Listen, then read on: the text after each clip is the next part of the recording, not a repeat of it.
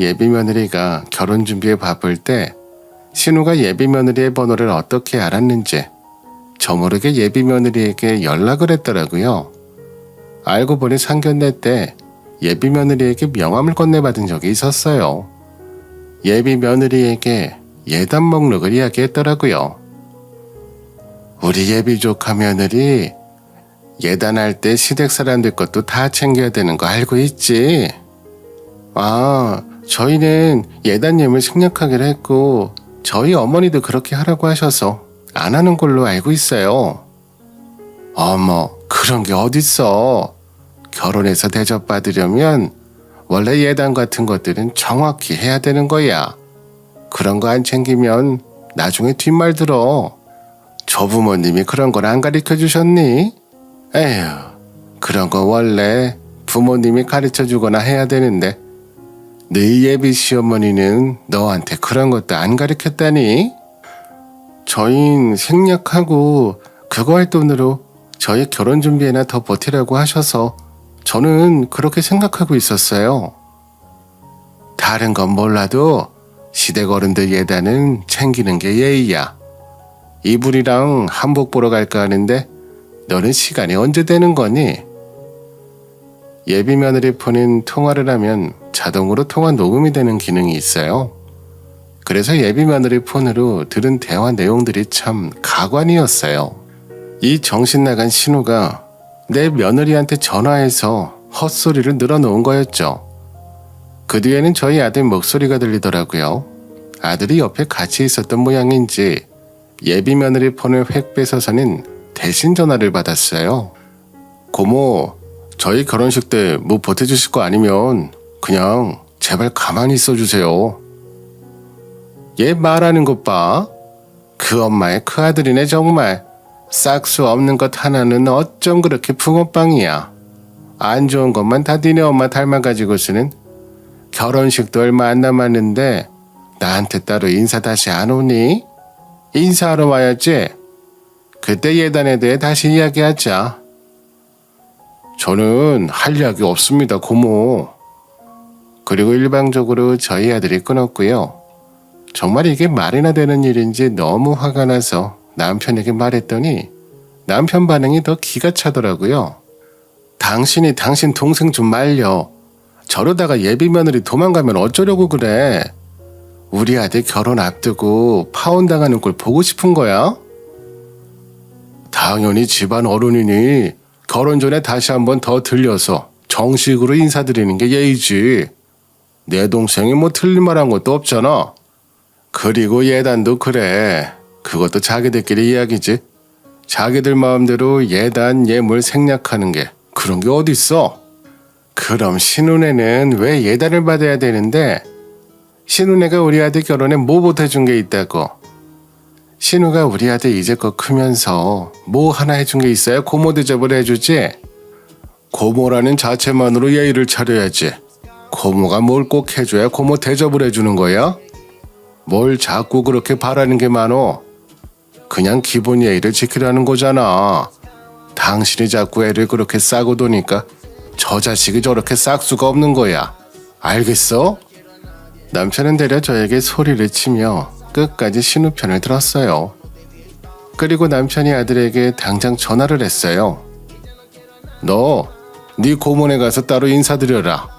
안 드리면 축의금으로 도와준다는 말은 없었던 걸로 알아. 기본 예의도 모르는 놈한테 무슨 축의금을 줘. 그리고 예단할 돈은 이 아비가 보태줄 테니 시댁 어른들 거는 기본이라도 해라. 애들 결혼에 보태줄 돈은 없는 양반이 시댁에 보내 예단비는 보태준다니요. 게다가 축의금 애들 주겠다고 애들 불러놓고 몇 시간을 일장 연설해놓곤 갑자기 없던 일로 하겠다고 번복하는 남편의 태도는 정말 어른의 행동이라고는 믿기지가 않았어요. 정말 소름 끼치고 안 그래도 남편에게 남아있는 정이라고는 눈꼽만큼도 없었는데 미운 정도 떨어지더라고요. 솔직히 아들과 예비 며느리도 처음부터 기대를 안 했으면 안 했지. 도와준다는 소리를 들으니 애들도 사람인지라 기대는 했을 거예요. 자기들 상황에서 도저히 엄두가 안 났던 신혼집도 아버지가 보태준다는 말이 나왔으니 그걸 염두에 두고 신혼집도 다시 알아보고 있는 상황이었죠. 결국 예비 며느리가 아들에게 인사드리러 가는 거 어려운 것도 아닌데 그냥 드리러 가자고 했대요. 저는 정말 안 갔으면 했는데 결국 신혼에 그 소고기 등심 세트를 사가지고 가서 따로 인사를 드렸어요.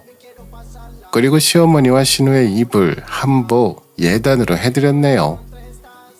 그렇게 결혼식 당일 남편의 말대로 정말 사람들이 많이 왔어요. 가족들에게 박하게 해도 밖에선 잘하고 다녔나 봐요. 남편은 한층 더 어깨가 치솟고 아주 본인 결혼식 마냥 눈빛부터 달라지더라고요. 한편으론 정말 안도했어요. 이제야 며느리에게 면이 서겠다고 생각했어요. 남편들 하객들만 해도 좋게 500명은 됐을 거예요. 제 하객들도 포함해서 바깥 빼고 계산해도 8천만 원 정도 수익금이 들어왔어요. 다행히 아들에게 조금이라도 도와줄 돈이 생겨서 무거웠던 마음이 조금은 덜어진 기분이었어요. 근데 이 염치 없는 신우가 남편의 하객이 엄청 많이 온 것을 계속 눈여겨보더라고요. 눈치 빠른 신우는 결혼식이 끝나도 집에 안 가고 끝까지 저희 집을 쫓아왔어요. 남편 옆에서 신우가 우리 오빠 진짜 대단한 사람 맞네. 하객들 보고 깜짝 놀랐어. 오빠가 멋있는 사람인 줄 알았는데 다시 한번 존경스럽더라. 정말이지 우리 집안의 자랑이야 오빠는. 라며 남편 옆에서 어찌나 축혀 세워주던지 남편 입꼬리가 이마에 닿을 지경이었어요. 축의금 명단과 액수를 하나하나 비교해보는데 거기에 아주 조그맣게 은영이라고 적혀있더라고요. 뭔가에서 봤더니 신우가 넣은 봉투였어요. 제가 잽싸게 열어보니 꼴랑 5만 원이 들어있었어요. 아가씨, 5만 원이 전부예요? 조카들, 가족들 모두 와서 밥 다 먹고 갔는데 조카들은 축의금 하나도 안 하고 아가씨만 5만 원 준 거 맞죠? 제가 천불이 나서 신우를 노려보며 따져 묻자 신우는 남편 뒤로 숨더라고요. 새언니, 제가 상황이 너무 힘들어서 그랬어요. 나중에 손주 보면 유모차라도 하나 사서 보낼게요. 라고 말하며 징징거리는데 남편은 어김없이 제게 호통을 치면서 말했어요. 이런 경사스러운 날에 그깟 돈 때문에 가족끼리 얼굴 붉혀야겠어? 당신도 돈 좀 그만 밝혀. 남편의 훈계질에 신우는 남편 뒤에서 딴청을 피우며 여전히 실실 웃고만 있었어요. 그리고 그날 밤 애들은 신혼여행을 간다고 밤 비행기 타러 출발을 했고 저와 남편, 신우까지 셋이 앉아서 식탁에 앉아 맥주 한 잔씩 했어요. 정말 마주보고 맥주 마시기 싫었는데 신우가 할 말이 있다며 코맹맹이 소리를 내기에 또 무슨 헛소리를 하는지 드러나 보려고 앉았죠. 아니, 셋째가 우리 집 유일한 장손인데 우리가 능력이 없으니 우리 셋째는 월세 단칸방에서 신혼집을 차려야 될 것 같아. 라며 신우가 갑자기 펑펑 울었어요. 남편은 그런 신우에게 휴지를 가져다 주며 엄청 안쓰러운 눈빛으로 봤고요. 덜컥 혼전 임신부터 해서 하는 거라 애들이 모아놓은 돈이 있나 뭐가 있나. 근데 단칸방에서 손주가 태어나게 생겼어. 방 2칸 딸린 전세라도 얻어주고 싶은데 요즘 우리도 농장이 힘들어서 그럴 여력이 안 돼. 나도 요즘 경사 앞두고 마음이 너무 힘드네. 신우는 눈물 콧물 쏙 빼면서 앓는 소리를 하더라고요. 저는 그 소리가 너무 듣기 싫어서 그냥 자리를 벗어났어요. 정말 안쓰럽지도 않았거든요. 그렇게 시간이 흘러 아이들이 신혼여행에서 돌아왔어요. 그리고 애들이 신혼여행에 돌아와서 우리에게 인사드리러 온 날 아들이 조심스레 남편에게 물었어요. 저 아버지 혹시 축의금은 언제 주실 예정인지 여쭤봐도 될까요? 저는 애들이 물어보기도 전에 남편이 알아서 건네줬으면 얼마나 좋았을까 하며 아들과 며느리랑 같이 남편의 대답을 기다리고 있었어요. 그거 네 고모 줬다. 남편의 입에서 나온 말인 정말 충격이었어요. 아들도 남편의 당당한 대답에 할 말을 잃은 얼굴이었고요. 그런 표정 지을 필요 없다. 줘야 해서 준 거야. 네 사촌 혼전 임신인 건 알지? 당장 단칸방 구할 돈도 없다는데 내가 큰아버지로서 도와줘야 되지 않겠어? 어떻게 모르는 척을 해? 너희는 그래도 둘 다 공무원이라서 대출 잘 나오지만 네 사촌은 아니잖냐? 남편은 조금도 아들에게 미안한 기색 하나 없이 말했어요. 저도 정말 이 이야기를 처음 들은 거라서 제가 뭐라고 하기도 전에 아들의 눈가에 눈물이 살짝 고이더니 남편에게 소리치더라고요. 차라리 처음부터 기대하게 하질 말지. 왜 사람 기대하게 했어요? 결국 이렇게 할 거면서 왜 우리 불러다가 축의금 준다는 소리를 하셨어요? 그러자 남편은 사람이 사정이 있으면 못 주기도 하는 거지. 축의금으로 도와주면 감사한 거고 못 도와주면 그런가 보다 하면 되지. 어디 아비 앞에서 소리를 질러? 남편의 말에 아들은 며느리의 손을 잡고 그냥 획 나가버리더라고요. 며느리는 엉겹거려 붙들려 나가면서도 어머님 제가 연락드릴게요 라며 인사하고 나갔어요. 너무 기가 차서 벙쪄있던 저는 아들 부부가 나가자 그제야 정신을 차리고 남편 멱살을 잡았어요. 야, 네가 인간이야? 네가 그러고도 아비소리 들을 자격이나 있어? 어떻게 아들한테 주기로 한 축의금을 그렇게 덥석 신우한테 다 줘버려. 해도 너무한 거 아니야? 저는 남편에게 소리 지르며 신우한테도 전화를 했어요. 신우한테 생전 듣도 보도 못한 소리를 마구 남발하며 우리 집으로 당장 오라고 하니 신우도 화가 나서 저희 집에 뛰어오더라고요. 거머리 이제야 오네. 뭐 거머리?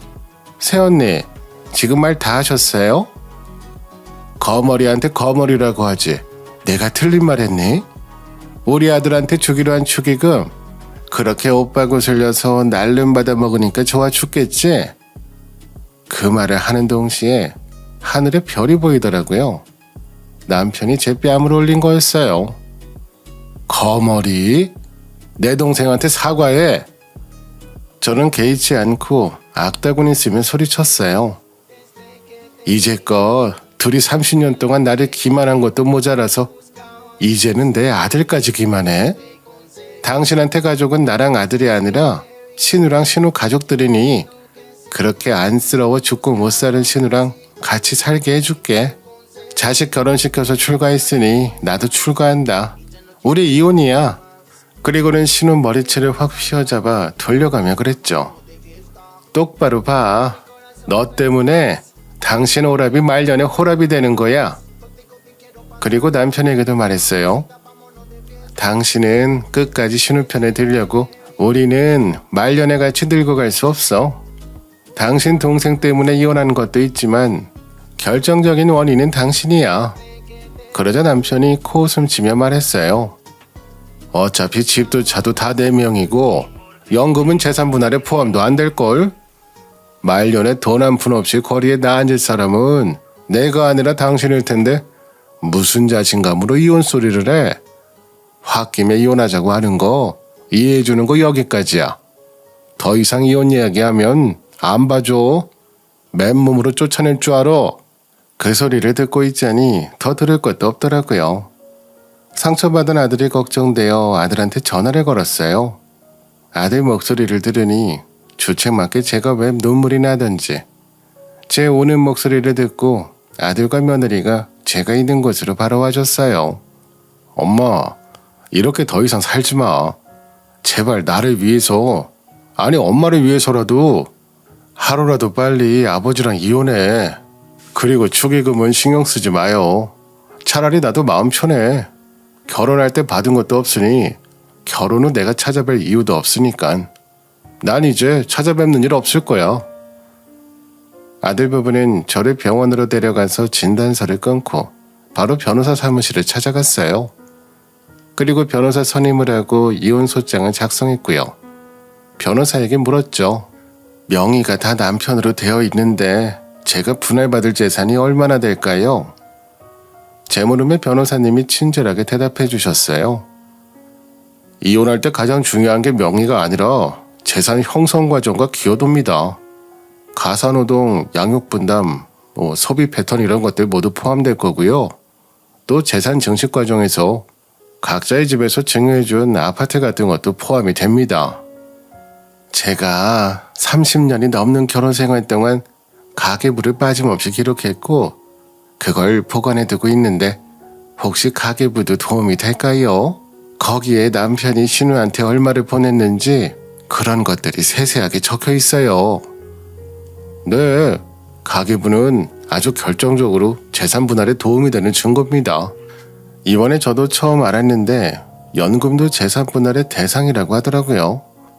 남편과 그런 일이 있은 후 저는 변호사 사무실에 이혼소장 접수하고 혼자 여행을 떠났어요.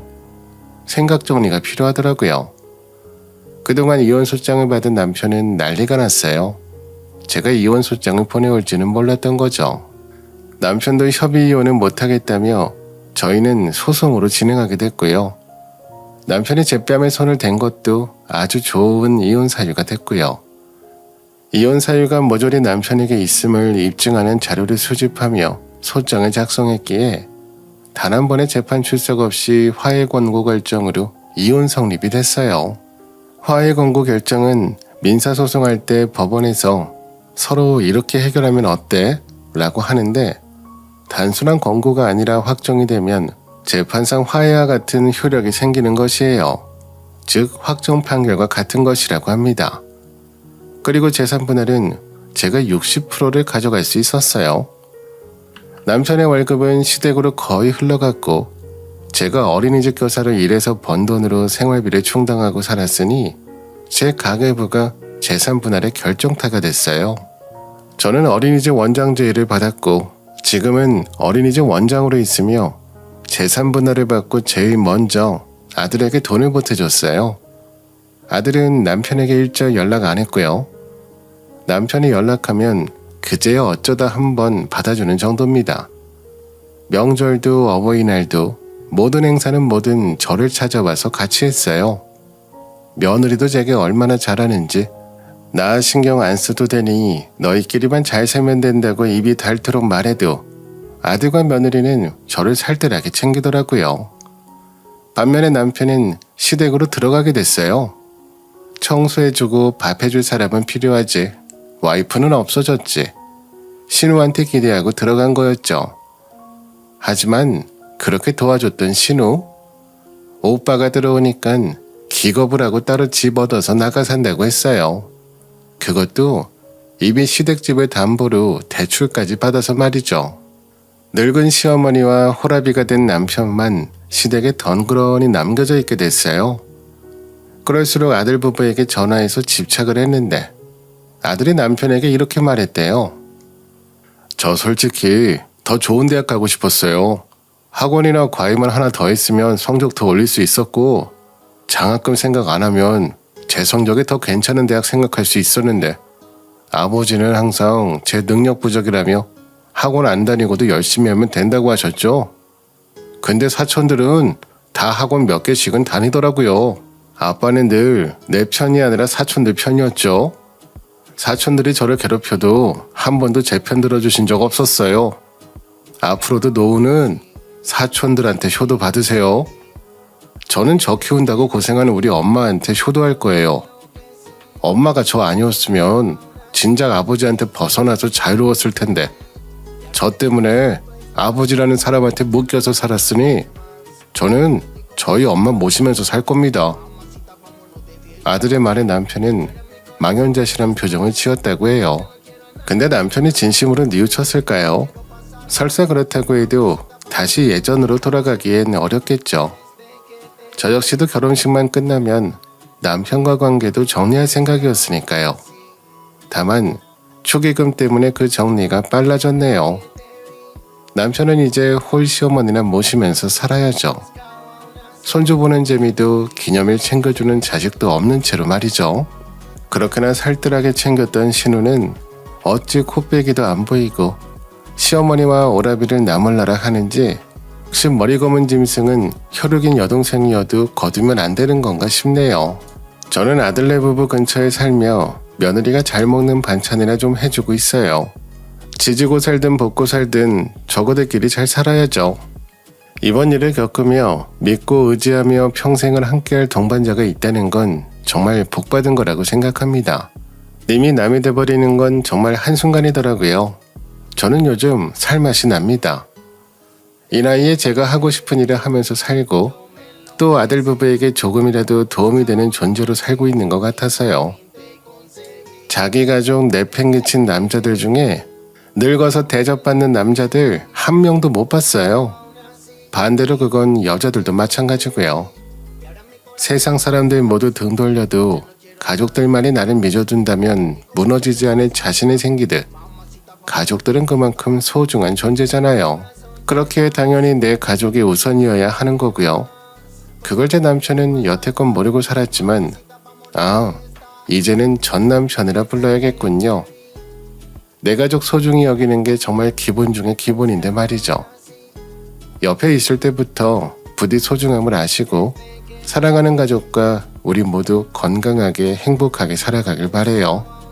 사연 읽어주셔서 감사합니다.